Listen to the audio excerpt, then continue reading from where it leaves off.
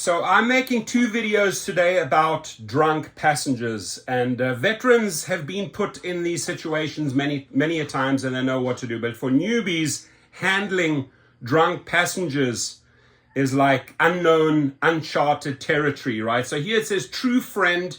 This chick tries to stop her drunk friend from leaving with two guys she just met. Uber driver doesn't care.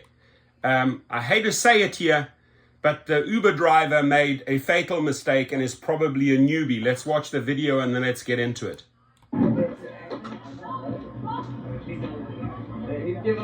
These two guys are trying to snag this drunk girl, right? Easy prey. Other girl not getting in there.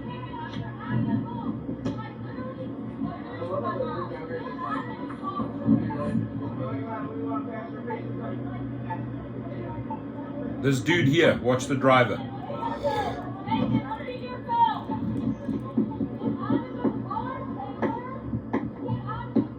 Get out of the car.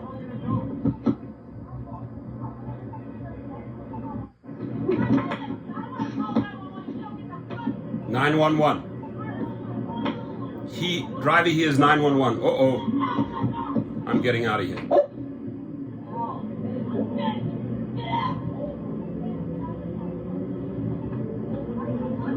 Huge mistake.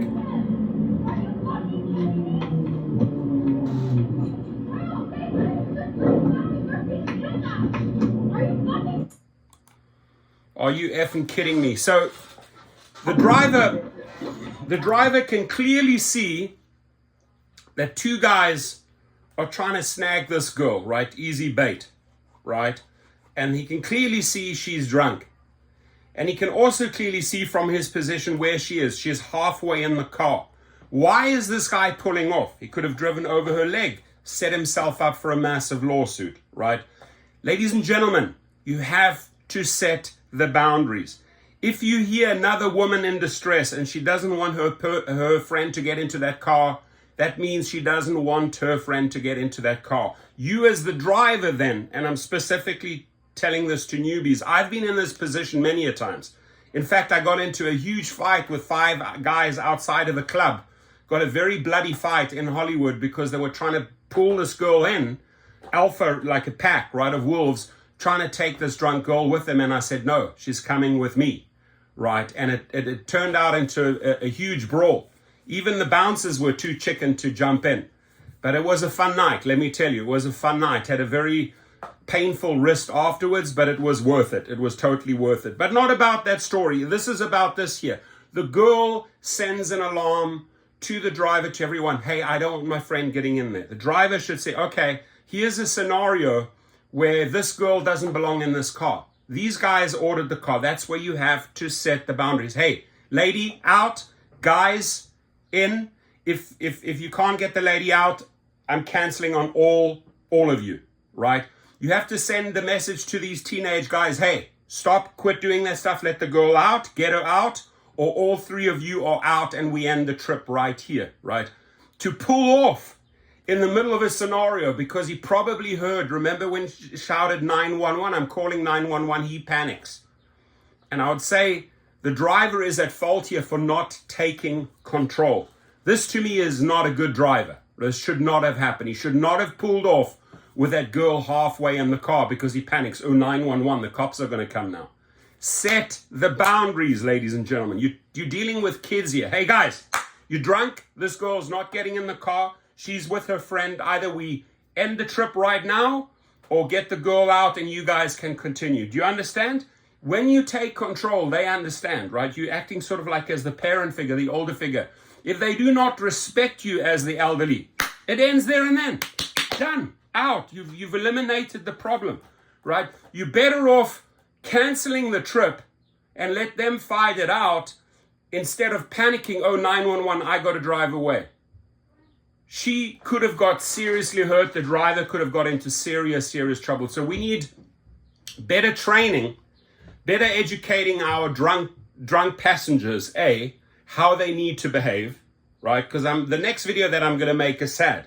The driver throws out, this is in California, throws out the passenger on a busy highway because they want to vomit. On a busy highway, he lets drunk people out. Drunk kid walks into the traffic, gets killed. Uber and Lyft and the driver now being sued. You got to understand how to take control of the situation, right? If it means on a busy highway, you cannot let drunk people out of the car, then pull off the next exit, right? If they happen to vomit in your car, think of it this way. Life over death. You could have saved that individual. You do not throw a drunk individual out on the side of the highway. Now, the driver won't be up for murder because he just followed the instructions of the kids. He's not responsible that they were drunk and then walked into the traffic and got hit by cars, right?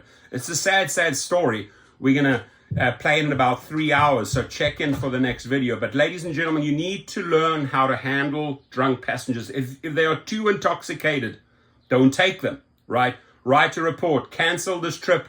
Riders were completely drunk, belligerent, out of control.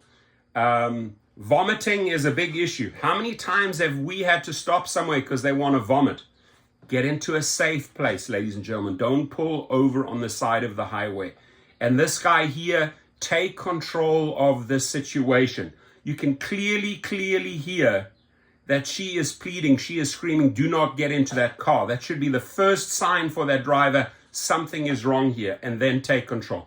Why don't you share some stories, right? Especially for newbies. This is a great chance to educate newbies who are just starting in this game, because I will guarantee you, listen up, I will guarantee you will have drunk, very drunk people, different levels of drunk in your car.